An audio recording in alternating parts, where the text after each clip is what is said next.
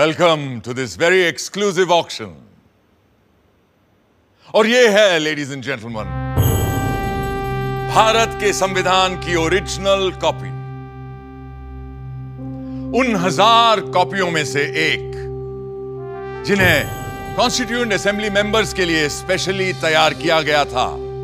A very rare and truly a collector's item, which was meant for those जिन्होंने 3 साल रात दिन एक करके इस किताब को मुकम्मल किया था। पेश करते हैं ladies and gentleman, the constitution of India, Bharat का संविधान।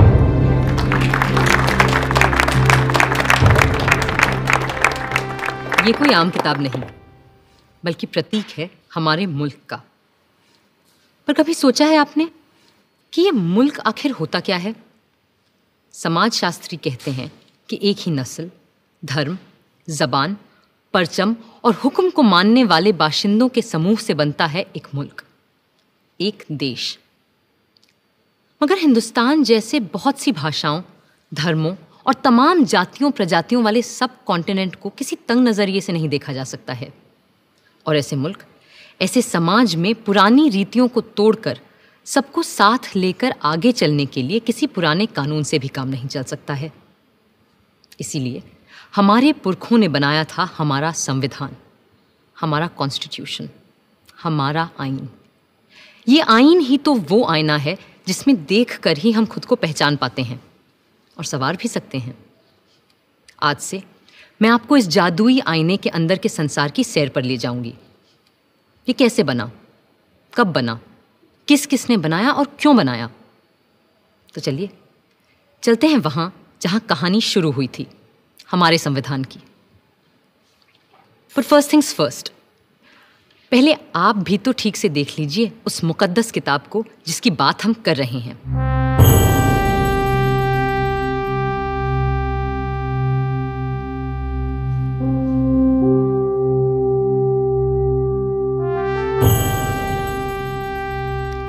शांति निकेतन के प्रसिद्ध चित्रकार श्री नंदलाल बोस की रहनुमाई में कई कलाकारों ने भारत के इतिहास, पुराण और लोक कथाओं की छवियों से इस ग्रंथ को सजाया था। और प्रेम बिहारी नारायण रायजादा जैसे खुशखत कातिबों ने इसे अपने कलम से निखारा था।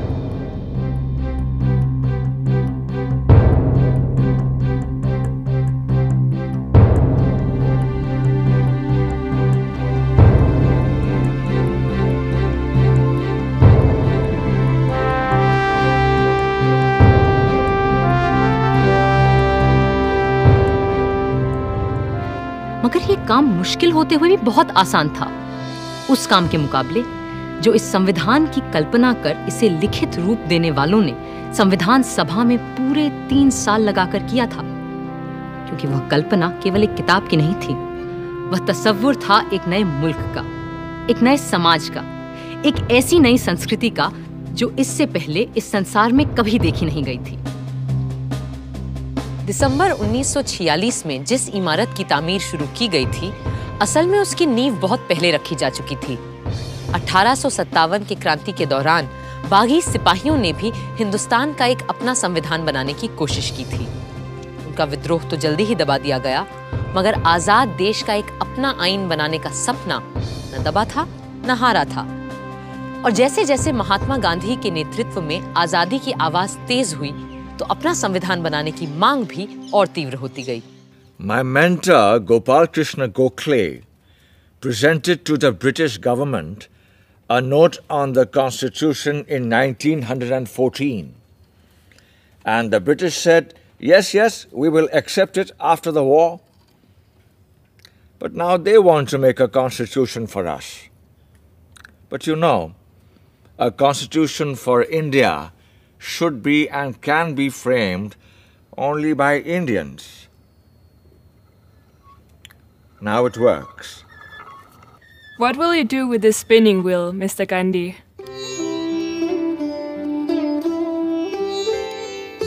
This is my secret weapon to drive the English rulers away so that we will have the power to make our own constitution. अब गांधी जी की सरपरस्ती में इतिहास ने दोबारा हमें एक नए भारत को गढ़ने का मौका दिया था। कांग्रेस नेता और आला वकील पंडित मोतीलाल नेहरू ने 1928 में एक रिपोर्ट तैयार की जिसे नेहरू रिपोर्ट या स्वराज संविधान के नाम से भी जाना गया। और उनके बाद जब उनका बेटा जवाहर कांग्रेस का सदर बना तो उस युवा नेता ने हिंदुस्तान के अपने संविधान के सपने को और शदीद तरह से सबके सामने रखा।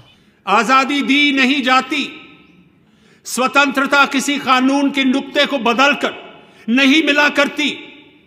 इस तरह तो नए निजाम के नाम पर अंग्रेजों की पुरानी गुलामी को और मजबूत किया जाएगा। सच्ची आजादी तब मिलेगी जब हम अपनी चुनी हुई संविधान सभा के जरिए खुद अपने देश का संविधान सोचेंगे, अपना आईन तय करेंगे, अपना कॉन्स्टिट्यूशन बनाएंगे। भारत माता की जय! भारत माता की। जवाब में अंग्रेजों ने सन 1935 में एक गवर्नमेंट ऑफ इंडिया एक्ट बनाया। ये एक्ट भारतीयों की उम्मीदों से न सिर्फ बहुत कम और अलग था, बल्कि इसकी वजह से कांग्रेस और मुस्लिम लीग के दरमियान दूरियां और बढ़ने लगीं। इस बीच दूसरे विश्व युद्ध के दौरान सन 1945 में डॉक्टर तेज बहादुर सप्रू ने सभी पार्टियों से मशवरा करके एक सांझे संविधान का खाका बनाने की कोशिश की। उधर वर्ल्ड वॉर II की मार और इधर आज़ाद हिंद फौज और भारत छोड़ो आंदोलन के चलते अंग्रेजों का भारत पर अनंत काल तक राज करने का इरादा नेस्तोनाबूद हो चुका था। विंस्टन चर्चिल युद्ध तो जीते, मगर बेचारे चुनाव हार गए और बर्तानिया के नए प्रधानमंत्री क्लेमेंट एटली ने कहा कि भारत के लिए नया संविधान बनाने और मुसलमानों को अलग अधिकार देने की मुस्लिम लीग की मांग पर काम फौरन शुरू किया जाएगा। इसी के मद्देनजर पहली बार हिज मैजेस्टी की सरकार के 3 कैबिनेट मंत्री एक साथ भारत भेजे गए। ये कहलाया cabinet mission. Believe me, India will be a much better place after you have left us to ourselves. That's precisely what we ought to do, Mr. Gandhi. Our only fear is whether it's possible to minimize the violence and the bloodshed which is predicted in the subcontinent when it breaks into Hindustan, Pakistan, and Princestan. Then don't break India. But what about Mr. Jinnah's Pakistan? Why will you listen to my brother Jinnah if you are not ready to listen to others? And why do you presume that Jinnah will not see sense when you meet him in Shimla? I do wish our hopes come true when we meet in Simla, but it is important that you're also present there. What will I do there? I'm neither a member of the Congress nor of the Muslim League or of the other outfits that you have invited there. But still, we will need your wise counsel in Simla when discussions are held about an interim government and a new constitution for India. लाट साहब यानी vice Roy की शिमला कोठी में बैठक लग रही थी और वहां भारत भर की अहम सियासी हस्तियां जमा हो रही थीं। कांग्रेस की तरफ से आए थे उनके अध्यक्ष मौलाना आज़ाद, साथ में थे पंडित जवाहरलाल नेहरू, सरदार वल्लभ भाई पटेल और खान अब्दुल गफार खान। मुस्लिम लीग की तरफ से थे मिस्टर जिन्ना, जिनके साथ थे लियाकत अली खान, सरदार निश्तर और नवाब इस्माइल खान।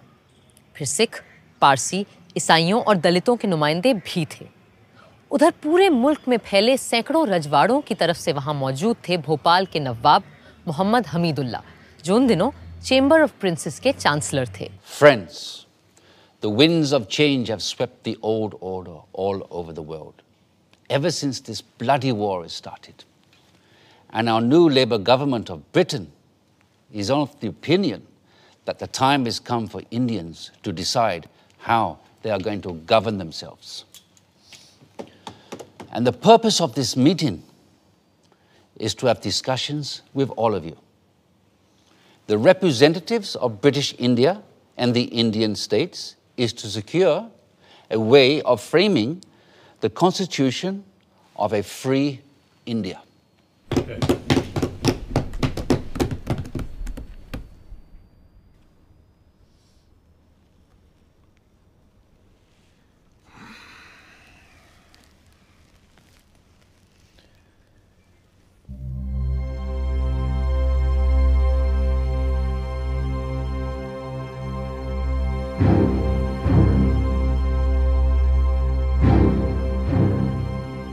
जिन्ना साहब को ये बात नागवार गुजर रही थी कि जिसे वो महज हिंदुओं की पार्टी मानते थे, उस कांग्रेस के आधे नुमाइंदे मुसलमान थे और उनकी रहनुमाई भी एक मुसलमान ही कर रहा था। शिमला की ठंडी आबो हवा का ऐसे माहौल में गर्म हो जाना लाजमी था। मैं और मेरे साथी इस वक्त यहाँ पूरे हिंदुस्तान की आज़ादी की पेशकश लिए मौजूद हैं। बाकी मसाइल दोयम हैं जो हम बाद में भी तय कर सकते हैं। अपनी कॉन्स्टिट्यूएंट असेंबली में जो जमा होगी एक आज़ाद हिंदुस्तान के ख्वाब की ताबीर करने के लिए।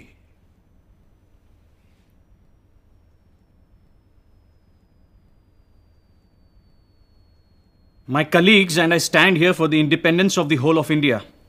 Other matters are subsidiary to this and can be discussed and decided in the Constituent Assembly, which will make a blueprint for an India of our dreams. Dreams that may turn into nightmares for the Muslims of this country if we allow the Congress to have its way. That's why it's imperative that we Muslims of India have our own group of states that may decide its own constitution. What are the groupings you have in mind, Mr. Jinnah? All the Muslim majority states like Sindh, Punjab, Balochistan, and Northwest Frontier Province will form the first group. And the states of Assam and Bengal will be in the second group. Mr. Jinnah, if, as you suggest, these groups separate from the body of India, well, then pray tell us, what is left for the Constituent Assembly to make laws for? The rest of India in the center and the south? And what happens to the princely states?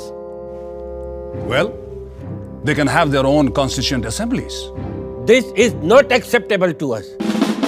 We are here to discuss the fate of a united India, not to break India into pieces. And if this is the purpose of this mission, I'm afraid we have no business being here. In that case, I'll be forced to adjourn the meeting. जिन्ना साहब चाहते थे कि हिंदुस्तान के पूर्व में असम और बंगाल और पश्चिम में 4 मुस्लिम बहुल सूबों के लिए एक अलग संविधान सभा बने और बाकी के भारत के लिए दूसरी संविधान सभा, और राजे रजवाड़े खुद अपने आप तय करें कि उन्हें किसी के साथ जाना है या खुद मुख्तार रहना है। जाहिर है कांग्रेस के नेताओं को ये अनेक संविधानों की सूरत बिल्कुल बर्दाश्त नहीं थी। कल कुछ लोगों ने ग्रुपिंग्स के लिए एक तजवीज़ पेश की थी जो हमारे मुल्क को मजहब व मिल्लत की बिना पर बांटने की एक पेशकश है। हम ऐसी किसी भी तरह की पेशकश के सख्त खिलाफ हैं। हिंदुस्तान एक मुल्क है, आप सुन रहे हैं लियाकत अली खान साहब, हिंदुस्तान एक मुल्क है और एक ही असेंबली इसका आइन बना सकती है जिसमें तमाम सूबों, इलाकों, मजहबों और फिरकों के चुने हुए मेंबरान और राजे रजवाड़ों के भेजे हुए नुमाइंदे भी शामिल होंगे।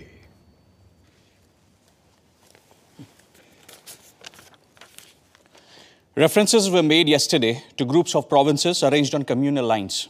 We are totally against any machinery to run any such groupings. India is one nation and it needs its constitution to be made by one assembly, which has elected representatives of the states, region, religion, and the nominated representatives of all the princely states as well. This is what I call the tyranny of numbers. Everyone knows here that such an assembly will have a brute majority of caste Hindus and their party, the Congress. And in the game of numbers, minority Muslims will have no say left. That's why we need 2 assemblies, so that Muslims can frame their own laws. मगर मेरे भाई जिन्ना, क्या आज तक हमारे पास हिंदुओं के लिए अलग और मुसलमानों के लिए अलग आइन थे? नहीं थे ना? तो फिर यकबयक आज इन 2 कानूनों की जरूरत क्यों आन पड़ी? क्यों? I trust the British sense of fair play. But with the Hindus ruling India through their Congress, Muslims need a special constitutional protection. I have gone through the length and breadth of India And I know how vulnerable Muslims are feeling today. And as their sole representative here, it is my duty to... ये आपसे किसने कह दिया कि मुसलमानों के अकेले नुमाइंदे आप ही हैं? अरे भाई, मुसलमान तो हम भी हैं, क्यों मौलाना? Well, I do not need to establish my credentials here.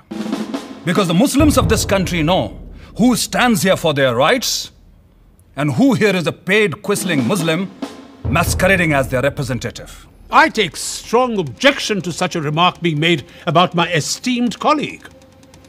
Mr. Jinnah, if I've got you right, you need these groupings because of the communal mistrust that exists in this country. That's perfectly right, Sir Stafford. Muslims cannot be a part of a constituent assembly which will be dominated by caste Hindus. May we deal with first things first, please, which is to dispose of the problem of the Indo-British relationship. For that, we need to make our own constitution for a free India. The communal problem can be dealt with later. Later? Later, there'll be no Muslims left alive in India if Congress is given its way. And that is unacceptable to me. If Mr. Nehru doesn't like the idea of groupings of states within the same India, then it will be better to have two Indias. One for Hindus and another for Muslims. Hindustan and Pakistan. And a Princestan, the federation of the princely states. This is ridiculous. It clearly indicates the reality behind the groupings proposal Mr. Jinnah is making. I will not be a party to this balkanization of India. No! India is one and will remain one country. कड़वा सच ये था कि अंग्रेज हिंदुस्तान में अपनी घटती हुई फौजी ताकत से अच्छी तरह वाकिफ थे और वो चाहते ही नहीं थे कि सांप्रदायिक आग को फैलने से रोका जाए। पर हाँ, जाने से पहले सत्ता वो सौंपना चाहते थे एक ढीले से राष्ट्रसंघ के हाथ, जिसकी लगाम हो सके तो उनके ही हाथों में रहे। इन्हीं सब बातों को लेकर 16 मई 1946 को एक समझौते का मसौदा बनाया गया। United Dominion of India will be given independence as and when the appropriate time comes. In the meanwhile, two constituent assemblies will frame the constitution. One for the Muslim majority provinces, which will be grouped Balochistan, Sindh, Punjab, and Northwest Frontier Province as the first, and Bengal and Assam as the second group. The Hindu majority provinces in the central and southern India will form another group and make their own constitution. But the central government will be empowered to run foreign affairs, defense, and communications, while the residual powers and the responsibility will belong to the provinces coordinated by their group. How can you have two assemblies for one nation? Are you suggesting that there will be Hindu constitution and Muslim constitution? And which constitution will be applicable to the central government? But sir, Assam is not a Muslim majority province. Then why? Gentlemen, please, these are only recommendations which have yet to be accepted by the two main parties, that is the Indian National Congress and the Muslim League, whose working committees are going into details of this plan, and there is no need for us to add anything more at this moment. Thank you. But Nehru is adamant he won't agree to such a proposal. I'm ready to sit together with Jawaharlal, for whom I have great regard, to convince him of the value of these groupings, since he has no desire that the British stay back in India any longer. And if I'm right, then even British do not desire to stay back here any longer. Not just Nehru. The entire Congress Working Committee is dead against the concept of two constituent assemblies and two separate constitutions. In that case, they must agree to partition and for the creation of two nations. Because the only way I can agree to one union of India is if Congress agrees to two groups, as proposed by me.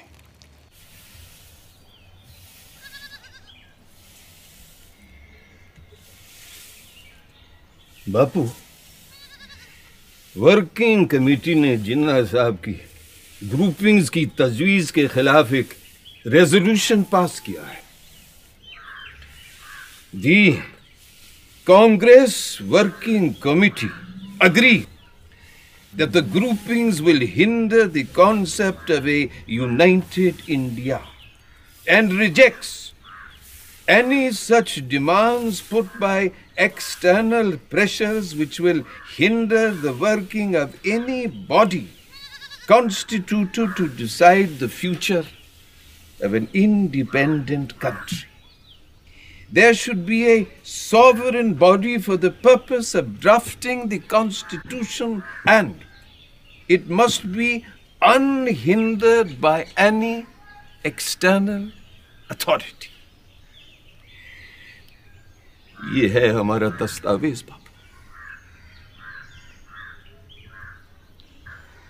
हम अपने देश का बंटवारा कभी कबूल नहीं कर सकते। अंग्रेजों ने हमारे साथ चाहे कुछ भी किया हो, उनके कैबिनेट मिशन ने अपना काम पूरा कर लिया है और अब उन्हें जल्दी है कि वो हमारी छाती से उतरे और जाएं। अब ये हम पर है कि हम कैसे अपनी इस दुखी अभागी धरती को सुखी और भाग्यशील बनाएं। कुल मिलाकर कैबिनेट मिशन असफल हो चुका था, मगर वो खाली हाथ वापस भी नहीं जाना चाहते थे। सो दोबारा एक बार मिलने और बातचीत का सिलसिला शुरू हुआ और 1 महीने की मशक्कत के बाद 16 जून को एक और प्रस्ताव सामने आया। Partition?